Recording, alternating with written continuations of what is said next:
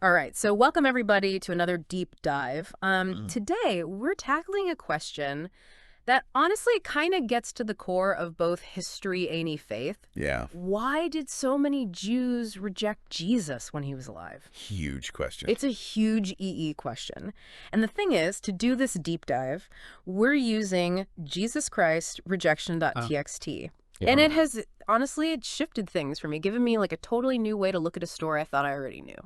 It's fascinating, isn't it? This is one of those questions that you just can't answer in a quick soundbite. No. We're going to have to unpack Oh. literally centuries Oh. of history, theology, and just like what the culture was expecting. Okay, let's unpack. I mean, it's easy to look back now and be like, well, duh, Jesus was the Messiah. It should have been obvious. Right. But if you, like, put yourself in the sandals of someone, right, living in first century Judea, Yeah. it gets way more complicated. Oh, absolutely. That Judea that Jesus walked into, it was basically a powder keg of messianic expectations. Huh. You got to remember, the Jewish people had been through it. Yeah. Centuries of oppression, from like the Babylonians to the Greeks, and now, boom, Roman rule. So they're looking for a liberator, right? Someone to kick out the Romans, get Israel back to that glory it had before. Exactly.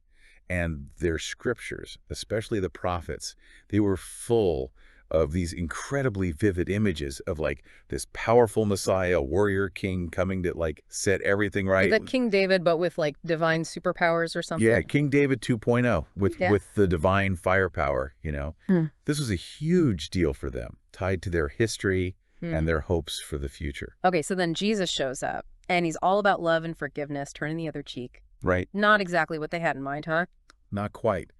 You see, the way they understood the Messiah, it was so tied up with their political situation, they were desperate for a political and military leader, someone to like free them from Rome. It's almost like they were waiting for a superhero to swoop in, save the day, and instead they got like a philosopher telling them to look inward. That is such a good way to put it. And that clash between what they thought the Messiah would be and who Jesus actually was, Yeah. that's key to understanding the rejection. Okay, but it wasn't just the politics, right? There were some serious theological disagreements, too. Oh, absolutely. And this is where it gets really interesting for me, because we're talking about, like, the very nature of God here. Right.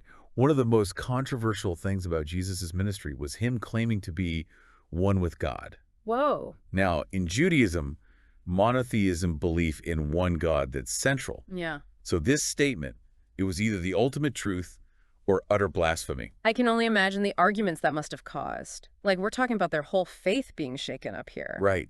Think about it. You're devoted to this idea of one God, and then someone comes along saying they're divine. Yeah.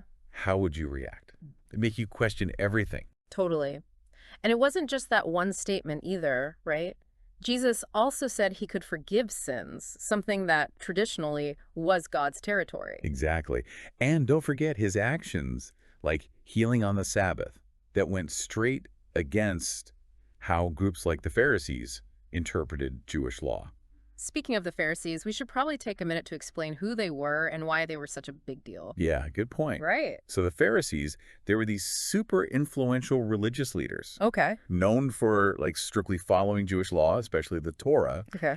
They believed that following the law down to the letter was like the way to righteousness. So kind of like the guardians of tradition, the ultimate rule followers. Perfect way to put it. And to them, what Jesus was doing wasn't just different. It was a direct challenge to their authority, their whole worldview. Ah, so you can see why they weren't exactly thrilled with this new guy on the scene Yeah. rocking the boat. They saw him as a threat Mm-hmm. to the established order, like a potential source of chaos. And it's not like Jesus was trying to blend in or win them over, right? Right. He straight up criticized them, called them hypocrites, said they cared more about appearances than actual piety. He was a very direct, confrontational figure. Oh, yeah. And that boldness, while inspiring to some, would have been seriously offensive to the Pharisees. Especially since they held all that power and prestige. Exactly. It's wild to picture the drama unfolding, right? Here's Jesus, this charismatic preacher from Galilee, going toe-to-toe with the most powerful religious figures of his time. Yeah. Talk about a David and Goliath situation. And let's not forget the Sadducees, Oh. another influential group in Jewish society. They were more aligned with the Romans, the ruling power. Oh, interesting. And they were all about keeping things stable. So less about religious details and more about keeping the peace, both politically and socially. Exactly. Okay. And to them, Jesus was a wild card. Uh-oh. Someone whose teaching, his actions could lead to unrest, maybe even rebellion. And that's the last thing they wanted, especially with how tense things were with Rome. Absolutely. They were walking a tightrope, Yeah. trying to keep their own power while dealing with Roman rule. So we've got this clash of expectations, theological disagreements, and these powerful figures feeling threatened by Jesus getting more popular. Mm-hmm.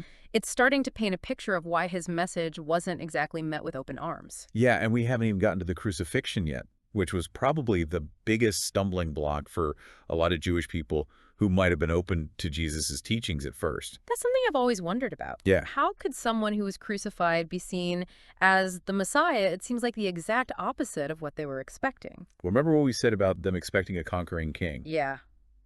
In Jewish tradition, someone crucified, dying on a cross, was considered cursed by God. Oh, wow. The ultimate symbol of defeat, of humiliation. So to see someone claiming to be the Messiah suffer that fate Yeah. would have been shocking and deeply unsettling. It would have challenged their most basic beliefs about God, about power, about what it meant for the Messiah to redeem Israel. It must have been devastating for those who'd put their hope in him. Mm-hmm. I can only imagine the confusion, the disappointment, the feeling of betrayal they must have felt. It's so important to understand that their rejection wasn't just being stubborn or closed-minded. Right. It was a huge clash between deep beliefs and a reality that seemed impossible to fit together. It makes you realize that this isn't just some old story in a history book. No. This is about real people wrestling with real questions of faith, of identity, what it means to believe in something bigger than yourself. To understand how they reacted, we have to step outside our own modern viewpoint Yeah. and try to see the world through their eyes. Okay, we've covered a lot here. We have. We talked about the political climate, the clashing expectations, the theological arguments. Mm-hmm. But I have a feeling this is just the tip of the iceberg. You're right. There are more layers to this story. Things that might surprise you about Jesus' ministry, about how it challenged what was normal back then. Well, I'm ready to dive even deeper. Let's do it. Yeah. One of the most fascinating things about Jesus, I think, was how radically inclusive he was. Yeah. He didn't just preach to the righteous and the devout. I remember in Jesus Christ Rejection.txt, it talked about him hanging out with tax collectors and sinners and even Samaritans. Right. That's like crossing some serious social lines back then. Oh, absolutely. And this was huge E for the religious elite, a huge E point of contention. Because in first century Judea, social status and like being religiously pure, those were super intertwined. Exactly. So being seen with people who were outsiders or considered unclean, Yeah. that was like a direct challenge to the whole social order. So it wasn't even just about appearances. No, Jesus was saying that salvation wasn't only for a select few, the ones the religious establishment deemed worthy. Right. He's breaking down those barriers. So his message was like, God's love and grace are for everyone. Exactly. It doesn't matter your social standing or your past mistakes. You got it. He was saying true righteousness wasn't about perfectly following rules and rituals. Mm-hmm. It was about having a compassionate heart, treating everyone with dignity and respect. Which, while revolutionary, would have really unsettled those who benefited from the way things were. Oh, yeah. Right? The power structures. Imagine you've built your whole life around certain beliefs and practices. Mm-hmm. And then someone comes along and says, those things don't really matter. Ooh. It's love and compassion that count. You'd have to question everything you thought you knew. For sure. And Jesus wasn't subtle about it either. No, he wasn't. He went out of his way to find those who were marginalized, the ones society rejected. He was eating with tax collectors Right. who were seen as like working with the Roman oppressors, Mm-hmm. healed lepers who were considered ritually unclean. Yes. He even got into theological debates with Samaritans who were historically despised by the Jews. It's like he was saying, your rules for separating yourselves from others, they don't apply to me. Wow. I'm going to show you a different way, radical love and acceptance. And that message, powerful as it is, was bound to cause some pushback, Oh, yeah. especially from those who felt like their authority, their worldview was being challenged. It's crazy how this one thing, Jesus' inclusivity, it speaks to so many issues we're still dealing with. Right. Social justice, equality, overcoming prejudice and discrimination. It's a reminder that Jesus' message, it goes beyond any specific time or place. Yeah. It's still challenging us to confront our own biases and be more inclusive as humans. Now, we've talked a lot about how Jesus' message kind of clashed with what people expected and believed back then. Hmm. But were there any parts of Jewish prophecy that hinted at a Messiah who would actually suffer and die? It's a great question, and it all comes down to interpretation. Okay. See, lots of Jews focused on those prophecies about a conquering king. But there were other passages, especially in Isaiah, that talked about a suffering servant, Okay. someone who'd bear the sins of the people. So it's not that those prophecies were ignored, Mhm. they were just interpreted differently. Exactly. Mm. Or maybe emphasized less because they didn't fit that dominant picture of a triumphant Messiah. It's a really important point, right? Rejecting Jesus wasn't just about not understanding or being stubborn. No, it was about different interpretations. It was about different ways of reading the same texts Yes. and imagining Israel's future. It shows that even within one religion, there can be so many beliefs and perspectives. Absolutely. That's why we got to approach these historical events with humility and nuance. Right. We can't just force our modern interpretations on the past. We have to try to understand the context, the beliefs, the hopes, the fears that shaped people's choices. It's also important to remember that not all Jews rejected Jesus. Good point. His earliest followers were Jewish men and women who believed he was the fulfillment of their scriptures. Exactly. The early Christians were a Jewish sect. Oh, wow. They saw Jesus' life, death, and resurrection as the peak of God's covenant with the Jewish people. It's wild to think about how that movement, which started in Jewish tradition, eventually spread beyond those boundaries and became a global religion. It shows us that history is always changing. Hmm. Ideas and beliefs can take on new meanings, resonate across cultures and time periods in ways you wouldn't expect. Okay, so we've looked at clashing expectations, theological debates, the challenge of radical inclusivity, and how prophecy was interpreted differently. Yeah. But there's another piece we haven't really touched on yet, What's that? the psychological and emotional impact. Right, the human side of the story. Exactly. The challenge of accepting something so different, so world-changing, it makes you question everything you thought you knew. It's one thing to get the historical and theological arguments, Yeah. but to imagine being alive back then, Yes. seeing all this unfold, and what it meant for your own life and beliefs. That's different. For many Jews, accepting Jesus as the Messiah meant turning their whole worldview upside down, letting go of centuries of tradition, redefining their relationship with God, Yeah, and maybe even facing rejection from their families and communities. That's a lot to ask of anyone, it is. especially in a society where religion and identity were so closely connected. Imagine being told that everything you learned about God, about morality, about your place in the world, it's all somehow incomplete. Or even wrong, Right.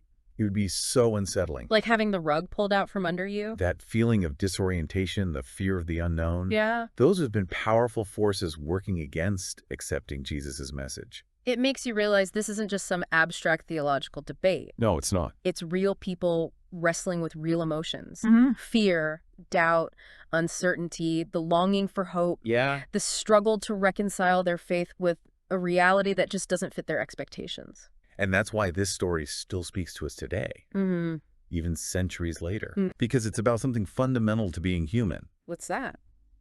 Our search for meaning, our need to believe, and our ability to be both inspired and challenged by ideas that push us beyond what's comfortable. It really makes you think, as we've been talking about all this, I keep wondering, what would I have done if I was back there in first century Judea? It's a good question to ask yourself, right? Yeah. Would you have been, like, swept up in Jesus's charisma, his message of love and forgiveness? Or would I have been more skeptical, clinging to the traditions I was raised with, It's tough to say, but it makes you think. Yeah. It forces you to look at your own assumptions, your biases, and how your background, your experiences would have shaped your whole perspective. One thing that's becoming clear to me is there's no simple answer to why so many Jews rejected Jesus. Right. It was so many things all happening at once. It was this mix of political unrest, theological arguments, social upheaval, personal struggle. To really get it, you got to step outside our modern way of thinking. Try to see the world the way they saw it. And remember, history isn't just dates and facts. No, it's not. It's about real people making real choices. Yeah. In the face of extraordinary circumstances. And those choices, even if they seem wrong from our perspective today, often came from deep beliefs, fears, aspirations. I think one of the biggest takeaways for me from this deep dive is We need empathy and understanding when we look at historical events. It's easy to judge the past by our standards today, Oh, yeah. but to really learn from history, we got to listen to those who came before us. Even when their voices make us question our own assumptions. Exactly. This deep dive has definitely challenged my assumptions. I feel like I have this whole new appreciation for how complex this period was and the people who lived through it. That's the great thing about diving deep into history, isn't it? Yeah. It's not about easy answers or judging. Yeah. It's about expanding how we understand the human experience, seeing how our past, present, and future are all connected. And remembering that even within one religion, one culture, there can be so many different beliefs and interpretations. And that diversity of thought, while it can lead to conflict, it's also what makes things rich, what makes us grow. Makes us consider new ways of seeing the world. Exactly. So as we wrap up this deep dive, I'm left feeling kind of, I don't know, a sense of wonder and humility. I get that. Wonder at how complex history is, how powerful ideas are, Yeah. and humility in realizing that what we understand is always limited. Right. There's always more to learn. Always. We covered a lot today, from the politics of first-century Judea to the intricacies of Jewish prophecy to the challenge of radical inclusivity. And through it all, we tried to show the human side of this story. Yeah. The hopes, the fears, the struggles of those who ask themselves, who was Jesus and what did his message mean for me? But in the end, the question of why so many Jews rejected Jesus, that's something each person has to answer for themselves. There's no one right answer, no easy explanation. It's a question that still speaks to us today. Yeah, it does. It asks us to look at our own beliefs, our biases, our capacity for empathy and understanding. So thank you all for joining us on this deep dive. It's been a pleasure. We hope it sparked your curiosity, inspired you to keep exploring the complexities of history and faith.